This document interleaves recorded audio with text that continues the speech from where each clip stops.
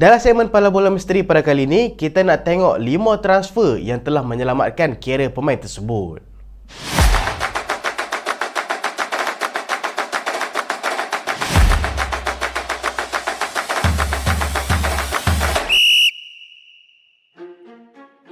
Assalamualaikum dan selamat datang ke Pala Bola Studio. So dalam video kali ini kita nak tengok 5 transfer yang telah menyelamatkan kerjaya pemain bola sepak. Kadang-kadang certain player mereka ni terbuat kesilapan dengan pindah ke satu kelab yang mereka tak sesuai dengan kelab tu dan prestasi mereka merudum, tapi disebabkan satu perpindahan ke kelab lain membuatkan prestasi mereka kembali naik ataupun prestasi mereka jadi lagi bagus daripada kelab asal mereka. So dalam video kali ini aku nak senaraikan 5 transfer yang telah menyelamatkan kerjaya pemain-pemain tersebut. So siapa dia, kita tak mau cakap banyak, kita mulakan dengan nombor 5 dulu. Tapi susunan ni bukan ikut ranking lah, susunan ni random je. Nombor 5 adalah transfer Martin Odegaard ke pasukan Real Sociedad. Kalau hang pernah tahu, Martin Odegaard adalah seorang player yang sangat promising waktu dia muda lagi. Tak silap aku, time ni dia viral waktu dia umur 15 tahun. Dan disebabkan bakat dia yang viral, so Real Madrid pun dapatkanlah dia pada usia 16 tahun. Walaupun join pasukan Real Madrid pada usia sangat muda dan dia buat debut dengan pasukan Real Madrid, kalau hang pernah tahu, dia ganti CR. So waktu ni pasukan Real Madrid dia pun macam bagi gambaran yang Martin Odegaard ni adalah penerus kepada Cristiano Ronaldo. Tapi sekian lama masa berjalan dia tetap tak dapat peluang untuk main dekat first team pasukan Real Madrid. Sepanjang tempoh dekat pasukan Real Madrid, dia telah pun dipinjamkan ke 3 pasukan, iaitu pasukan Herenveen, pasukan Vitesse, dua-dua ni dekat Belanda, dan last dia ni dipinjamkan ke pasukan Real Sociedad. Salah satu sebab dia ni tak dapat main dekat pasukan Real Madrid adalah disebabkan posisi dia adalah posisi nombor 10. Dan macam apa tahu, pasukan Real Madrid depa dah lama dah tak guna posisi nombor 10, depa just gunakan center midfielder je. Dengan waktu Martin Odegaard dekat pasukan Real Madrid, Casemiro, Kroos dengan Modric tengah prime gila-gila. So memang boleh kata 3 player ni memang untouchable dekat midfield pasukan Real Madrid. So last kali dia diloankan ke pasukan Real Sociedad. Walaupun dia ni perform juga dekat Herenveen dan juga Vitesse, tapi orang tak pandang sangatlah sebab dekat Liga Belanda. Tapi bila balik dekat Real Sociedad, barulah orang start buka mata dengan performance Martin Odegaard. Sebab waktu ni aku ingat lagi ramai mengatakan yang Martin Odegaard adalah pemain muda yang gagal. Dia berjaya perform dekat pasukan Sociedad dan menjadi antara playmaker terbaik dalam La Liga time tu. Bukan setakat jadi playmaker terbaik aja, dia pun pernah skor juga lawan dengan pasukan Real Madrid waktu Copa del Rey. Bila dia dah perform gila-gila dengan pasukan Sociedad, bila dia balik ke pasukan Real Madrid, dia ni expect lah dia ni akan start main first team untuk pasukan Real Madrid. Tapi jangkaan itu meleset, dia tetap tak dapat main dengan first team pasukan Real Madrid musim 2020-21. Sampai separuh season, dia just boleh buat 9 penampilan je. Hambalah pemain yang perform dekat pasukan Sociedad musim lepas, antara playmaker terbaik dalam La Liga, tiba-tiba tak dapat perform dekat pasukan Real Madrid, dan lain kali dia memilih untuk diloankan ke pasukan Arsenal, dan lepas tu the rest is history lah. Dalam ni dia adalah kapten kepada pasukan Arsenal.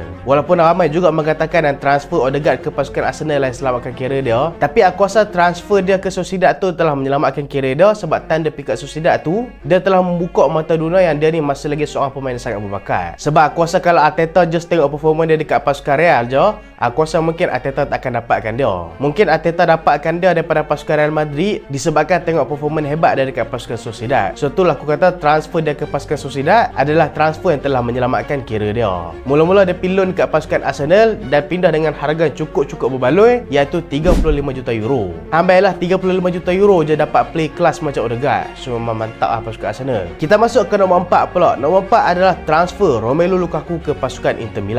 Lukaku adalah undoubtedly one of the best striker ever dalam EPL. Aku adalah salah seorang peminat kepada Lukaku. Dia ni pernah main dengan pasukan Chelsea, pernah main dengan pasukan West Brom, Everton sebelum berpindah ke pasukan Manchester United. Dia ni aku boleh kata memang monster lah dekat pasukan West Brom dan lagi-lagi dekat pasukan Everton. Dekat dua-dua pasukan ni lah dia dapat peluang untuk tunjukkan bakat dia. Aku still ingat lagi waktu Lukaku dekat pasukan Everton ataupun dekat pasukan West Brom, yang waktu rambut dreadlock dia tu, dia adalah antara punca Manchester United tak boleh menang lawan West Brom tu. Yang waktu tu tak silap aku skor dia 4-sama. Dan dalam game tu mastermind dia adalah Lukaku. Dan disebabkan performance hebat dia dekat pasukan West Brom, dia ni pun berpindah dekat pasukan Everton. Dan dekat Everton lah dia capai peak performance dia, skor betul-betul banyak gol dan akhirnya memilih untuk berpindah ke pasukan Manchester United. Waktu ni aku ingat lagi transfer Lukaku ke Manchester United betul-betul hype. Waktu ada satu video dia dengan Pogba duduk chill-chill, lepas tu tiba-tiba dia cakap aku akan datang ke Manchester United. So waktu ni ramai expect yang Lukaku akan berjaya dekat dekat pasukan Manchester United. Tapi sayang dekat pasukan Manchester United, dia mengalami penurunan prestasi yang agak drastik. Satu lagi masalah dia adalah kenaikan berat badan yang sangat mendadak. Sebab kita tak tahulah kesilapan siapa manajemen ke ataupun fitness coach dia ke yang mengarahkan dia untuk menaikkan berat badan, membuatkan dia ni tak lagi fit macam dekat pasukan Everton dulu. Dia still boleh score gol, tapi sayang dia dah tak selincah dulu. Tapi kalau anda tengok rekod gol scoring dia dekat pasukan Manchester United, bukanlah teruk sangat. Dia still boleh skor 42 gol daripada just 98 game je untuk pasukan Manchester United. Tapi disebabkan banyak isu lah dekat pasukan Manchester United, lagi-lagi last season dia dekat pasukan Manchester United, Ole Gunnar Solskjaer memang betul-betul terang kata dekat dia yang kalau dia stay dekat pasukan Manchester United pun dia bukan akan jadi pilihan utama. So Lukaku pun push lah untuk berpindah. Dan waktu ni pasukan Inter Milan lah yang datang untuk dapatkan Lukaku. Tapi mereka beli Lukaku ni bukan dengan harga yang murah. Selalunya kalau player-player buangan daripada pasukan Manchester United ni kadang-kadang orang dapat free je. Tapi Inter Milan habiskan 80 juta euro, iaitu rekod transfer termahal mereka dalam sejarah untuk dapatkan pemain buangan daripada pasukan Manchester United, iaitu Romelu Lukaku. So tahun ni boleh kata memang mereka gamble gila lah. Kalau fail dekat Inter memang biggest fail. Kalau berjaya dekat Inter memang boleh dikatakan mereka ni berjaya. Dan dia keluar daripada pasukan Manchester United dan tak ambil masa yang lama dekat pasukan Inter. First game saja dia dah skor gol pertama dia dalam kemenangan 4-0 pasukan Inter Milan ke atas pasukan Leeds. Musim debut dia saja dia telah berjaya skor 23 gol. Just 2 orang player je yang skor lebih gol daripada dia, iaitu Cristiano Ronaldo yang skor 31 gol musim tu dan Ciro Immobile yang skor 36 gol. Musim pertama dia juga dia telah skor 34 gol untuk pasukan Inter, telah menyamai rekod gol terbanyak untuk pasukan Inter dalam satu season yang dipegang oleh Ronaldo Nazario waktu musim 97-98. Dan bukan setakat tu je, dekat pasukan Inter prestasi gol scoring dia pun bagus dan berat badan dia pun mengalami penurunan berat yang sangat bagus. So dekat Inter kita boleh kata dia fit balik lah. Bukan fit biasa-biasa. Memang nampak beza gila lah dekat pasukan Manchester United. Sampai hang tengok balik gambar dia dekat MU dengan gambar dia dekat pasukan Inter, hang boleh terkejut tau. Dia nampak macam dua orang yang berbeza. Dan second season dia dekat pasukan Inter bukan setakat menjadi antara top scorer dalam Serie A, dia juga bersama Lautaro Martinez membentuk gandingan yang sangat bagus. Waktu ni gandingan mereka dipanggil sebagai Lula, iaitu Lukaku dan juga Lautaro. Berjaya bawa pasukan Inter Milan untuk menjuarai Serie A musim tu. Dan musim tu Lukaku telah skor 24 gol dan tentu just kalah dengan seorang player je, iaitu Cristiano Ronaldo yang skor 29 gol musim tu. Tapi sayang lepas dia pindah ke pasukan Inter Milan tu, aku rasa sepatutnya dia stay je dekat Inter. Tapi dia gatal pula nak pindah pergi Chelsea. Lalah kali bila pindah pergi Chelsea, walaupun menang trofi FIFA Club World Cup, transfer dia dekat pasukan Chelsea boleh dikatakan gagal. Dan lepas tu loan ke pasukan Inter. Habis loan dekat Inter dia buat kontroversi lagi, iaitu tahun ni dikatakan dia telah buat perbincangan dengan pasukan Juventus. Tahun ni fan-fan Inter marah kan sebab dia buat perbincangan dengan pasukan Juventus. Sebab tahun ni kalau apa nak tahu, Inter memang mereka nak try permanentkan Lukaku tau. Mereka nak cari duit, mereka nak jual player apa semua, mereka nak dapatkan Lukaku. Tapi disebabkan ada berita Lukaku buat perbincangan dengan pasukan Juventus, mereka kata dah mereka tak mau beli Lukaku. So lalah kali Lukaku pun berpindahlah secara pinjaman ke pasukan Roma. Tapi aku boleh kata transfer Lukaku daripada pasukan Manchester United ke pasukan Inter Milan telah menyelamatkan kembali nama Romelu Lukaku. Kita masuk nombor 3 pula. Nombor 3 adalah transfer Mohamed Salah ke pasukan Roma. Mohamed Salah adalah one of the best striker ever untuk pasukan Liverpool. Satu ketika dulu tak dipandang langsung pun dekat pasukan Chelsea. Yalah boleh kata logik lah sebab dia ni pemain Mesir. Tak kira lah padu utara mana pun, bila Han ni main daripada negara yang tak kuat bola sepak, orang pandang Han sebelah mata je lah. So itulah yang jadi dekat pasukan Chelsea, yang dia ni betul-betul susah untuk dapat penampilan first E untuk pasukan Chelsea. Tapi setiap kali dia dapat main, dia akan deliver tau. Dia juga menjadi antara scorer dalam kemenangan bersejarah pasukan Chelsea ke atas pasukan Arsenal 6-0 tentu. Tapi sayang sepanjang dekat pasukan Chelsea dia just buat 19 penampilan je. Dan mostly penampilan dia sebagai pemain sub. Walaupun jadi champion EPL dengan pasukan Chelsea, tapi tu bukan yang Salah nak. Salah nak jadi pemain utama untuk pasukan. Dan akhirnya pada bulan Januari dia pun berpindah ke pasukan Fiorentina. Waktu tu dia pindah ke pasukan Fiorentina, balasannya pasukan Fiorentina jual Cuadrado ke pasukan Chelsea. So dekat pasukan Fiorentina dia perform dekat pasukan Fiorentina, bagi instant impact dengan skor 9 gol daripada 26 game untuk pasukan Fiorentina. Dan tentu kalau hampa nak tahu, sebenarnya perjanjian lu selama 18 bulan tau. Tapi baru separuh season, baru 6 bulan pasukan Fiorentina pakai Salah, dia pun nak permanentkan Salah. Tapi tadi Salah bagi tahu dia tak mau. Last Salah pun balik ke Chelsea balik dan dia pun diloankan semula ke pasukan Roma. Dan dekat pasukan Roma dia ni menjadi semakin bagus. Skor 15 gol untuk pasukan AS Roma dan hampir-hampir bawa Roma untuk juara Serie A tentu. Tapi sayanglah dia kalah dengan pasukan Juventus. Dan Roma pun permanentkan dia dengan dengan harga 15 juta euro, harga yang betul-betul murah. Dan selepas perform dengan pasukan Roma, dia pun berpindahlah ke pasukan Liverpool dan the rest is history lah. Aku ingat lagi waktu Salah mula-mula main dekat pasukan Liverpool, ramai gelakkan pasukan Liverpool. Siapa dia ni dapatkan pemain Mesir ni? Dan kalau pun nak tahu time ni, Salah pindah pergi pasukan Liverpool dengan rekod transfer Liverpool tahun ni, iaitu boleh mencecah sampai 43 juta pound. Tapi tengok-tengok, no, first season pecah rekod goal scorer terus. Dan waktu tu walaupun dia perform first season, orang still kata kat dia lagi, orang kata orang season wonder. Tapi sampai lah ni, tu dia, Mohamed Salah masih lagi perform bersama pasukan Liverpool dan menjadi one of the best striker ever untuk pasukan Liverpool. Nasib baiklah dia berani loan ke pasukan Fiorentina, berani pindah ke pasukan Roma. Kalau dia stay dekat pasukan Chelsea, tak tahulah apa jadi.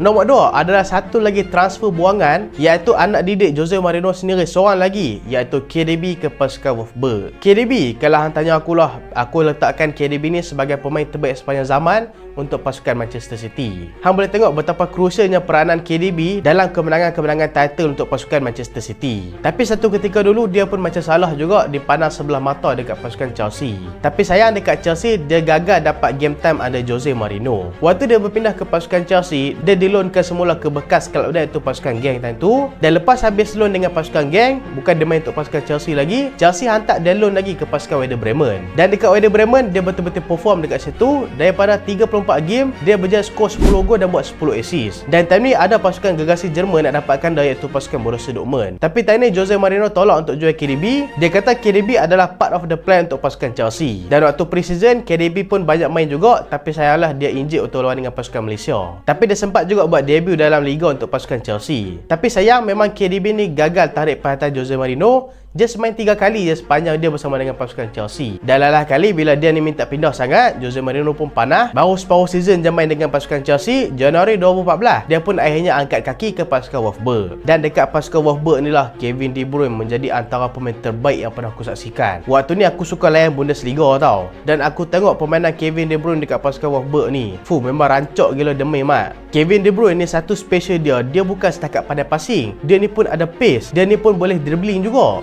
Ni dia carry pasukan Wolfsburg sampai menang di FB Pokal dan hampir-hampir jadi juara Bundesliga, tapi tentu tak jadi juara lah, nombor 2 je. Memang tadi pasukan Wolfsburg ada pemain-pemain bagus, contoh macam Luis Gustavo kalau tak silap, Maximilian Arnold. Tapi tadi KDB memang antara pemain paling penting dalam pasukan Wolfsburg. Sebab season terakhir dia dengan pasukan Wolfsburg, dia berjaya mencatatkan rekod 10 gol dan rekod assist terbanyak dalam Liga Jerman, iaitu 21 assist, yang membuatkan dia mendapat anugerah sebagai pemain terbaik tahunan untuk Jerman. Dan akhirnya dia memilih untuk berpindah ke pasukan Manchester City. Dan tadi aku ingat lagi headline transfer, dia berkata MC beli pemain yang flop daripada pasukan Chelsea. Tapi lalang kali kita tahu lah apa jadi. Lah ni Kevin De Bruyne sampai level legend lah dekat pasukan MC. Kita masuk ke nombor 1 pula. Nombor 1 adalah transfer Christian Eriksen ke pasukan Brentford. Eriksen memang pemain yang bagus. Bukti dia dah buktikan performa hebat dia dekat pasukan Spurs dan juga pasukan Inter Milan. Dan dekat pasukan Inter Milan lah dia menjadi antara komponen penting under squad Antonio Conte untuk juara Serie A time tu. Tapi sayang, selepas insiden yang hampir meragut nyawa dia waktu main dengan pasukan Denmark, kerjaya dia berubah 360 darjah. Sebab waktu Oktober pada tahun 2021, Serie A telah mengeluarkan kenyataan yang Eriksen ni tak boleh main untuk Serie A. So bukan setakat tak boleh main untuk pasukan Inter Milan, dia ni tak boleh main dekat mana-mana pasukan dalam Serie A. Sebab dia pun tak berani nak ambil risiko, takut apa-apa jadi nanti dia pun yang kena. Yo, lama nak kerja kerajaan pun hang kena sihat. Ni nak main bola profesional tau. Kalau main level-level kampung ke ataupun main level-level Sunday League tu okey juga kan. Ni nak main profesional. So tadi banyak klub reject dapatkan Eriksen tau. Walaupun dia pun tahu bakat Eriksen ni besar, tapi dia pun tahu risiko bila dapatkan Eriksen. Tapi tadi main satu pasukan yang untuk dapatkan Christian Eriksen, iaitu pasukan Brentford. Brentford berani bagi kontrak jangka masa pendek dekat Eriksen selama 6 bulan. Dan kalau apa nak tahu, sepanjang tempoh 6 bulan dia dekat pasukan Brentford, just 2 pemain je yang catatkan chances created yang paling tinggi lebih daripada dia, iaitu KDB dan juga Martin Odegaard. Dan sepanjang 6 bulan dekat pasukan Brentford, Christian Eriksen telah berjaya skor 1 gol dan juga buat 4 assist. Dan lepas dia menampilkan performa cukup bagus untuk pasukan Brentford, dan dia berjaya menarik perhatian pasukan Manchester United dan berpindah ke pasukan MU secara percuma. So aku boleh kata transfer dia ke pasukan Brentford memang telah menyelamatkan kerjaya dia. Sebab kalau Brentford tak main, mungkin lepas tu dia akan umumkan persaraan terus. Fakta bonus, macam biasa setiap video kita akan ada fakta bonus, iaitu transfer Cristiano Ronaldo ke pasukan Al Nassr. Pasal apa aku kata transfer ni telah menyelamatkan kerjaya Cristiano Ronaldo? Sebab kita tahu dekat pasukan Manchester United, CR mengalami masalah betul-betul sulit dekat MU. Macam-macam masalah dia timpa dekat pasukan Manchester United, lagi-lagi waktu second season dia dekat MU. First season tu kira okey lagi lah untuk dia. Walaupun first season dia dekat pasukan Manchester United, pasukan Manchester United secara keseluruhan memang hancur oleh time tu. Berganti 3 coach oleh Gunnar Solskjaer. dia, Michael Carrick, dan juga bapak kepada jajaran pressing, bapak dia lah kan, Ralf Rangnick. Tapi walaupun prestasi pasukan Manchester United teruk waktu season pertama CR, tapi prestasi CR bersama pasukan Manchester United waktu first season memang sangat-sangat bagus. Skor 18 gol dalam EPL dan total dia telah skor 24 gol dalam 39 game dan beberapa kali juga menyelamatkan pasukan Manchester United dalam UCL. Jadi masalah waktu second season, waktu Erik ten Hag mula main dekat pasukan Manchester United. Waktu CR under ten Hag, CR bukan lagi pilihan utama Erik ten Hag, dan waktu ni CR betul-betul hilang confidence dengan pasukan Manchester United. Bukan hilang confidence saja, waktu ni aku boleh kata bertimpa-timpa CR kena dekat pasukan MU dengan management tak support dia, coach tak support dia, lepas tu anak dia meninggal pula, dia tak sempat join pre-season. Aku boleh kata CR memang tak ready lah untuk start musim tu. Yang paling teruk dia, yang paling menyedihkan dia adalah semua ni jadi sebelum Piala Dunia. Aku ingat lagi mat, tadi CR memang hilang confidence teruk, sampai depan-depan gol pun sepak tak masuk tau. Tu first time aku tengok CR betul-betul hilang confidence dekat pasukan Manchester United. Dan Ten Hag pun boleh kata tak membantu jugalah, tak letak dia dalam first E. Tapi itulah, kalau Ten Hag letak dia dalam first E dalam keadaan dia tak confident, mungkin akan disikukan kerja Ten Hag juga. So aku boleh kata masing-masing ada alasan tersendiri. Kemuncak kepada semua konflik dekat Manchester United dengan CR ni berlaku waktu CR buat interview mengejut dengan Piers Morgan. Dah lah tadi CR ada lagi kontrak dengan pasukan Manchester United. Bila dia buat kontrak ni memang keruhkan terus hubungan dia dengan pasukan Manchester United. Dan lalah kali dia pun tamatkan kontrak dengan pasukan Manchester United dan join pasukan Al Nassr. Time ni aku ingat lagi ramai mengatakan yang CR is finished sebab dia pindah ke pasukan Al Nassr. Dah lah sebelum tu dekat World Cup dia memang dia tak perform. Tapi kedatangan Cristiano Ronaldo ke pasukan Al Nassr ni telah memacu banyak lagi kedatangan star dekat Liga Saudi. Dan Liga Saudi lah ni aku boleh kata sebagai antara liga elit dekat dunia juga. Memanglah kalau kita tengok ranking liga memang depan ni jauh lagi. Tapi kalau daripada segi performa pasukan Liga Saudi ni aku boleh kata dah level-level kuat dah lah. Sebab mereka ni banyak dapatkan star-star daripada Eropah. Dan yang paling penting dekat pasukan Al Nassr ni, dia start dapat confident balik dan confident dia tu membawa kepada pasukan Portugal sama. Dan aku harapkan dia boleh kekalkan confident ni sampai Euro nanti, ataupun harap-harap dia sempatlah main untuk World Cup last dia nanti 2026. Lagi 2 tahun je lagi. Sebab Messi dah menang World Cup dah. Aku harapkan CR pun boleh menang World Cup juga. Setakatlah dengan pasukan Al Nassr, dia telah pun skor 38 gol dan 13 assist daripada hanya 44 game bersama pasukan Al Nassr. So dia dah boleh revive career dia balik dan kembali confident macam biasa. So itulah video kali ni. Hampa rasa ada lagi ke transfer yang menyelamatkan career pemain tu? Contoh macam Sancho ke Dortmund ke, ataupun banyak-banyak lagi transfer, boleh komen dekat bawah, okey? So itulah video kali ni dan terima kasih sebab tengok sampai habis. Jangan lupa like, jangan lupa share, jangan lupa subscribe. Aku Solehan. Assalamualaikum.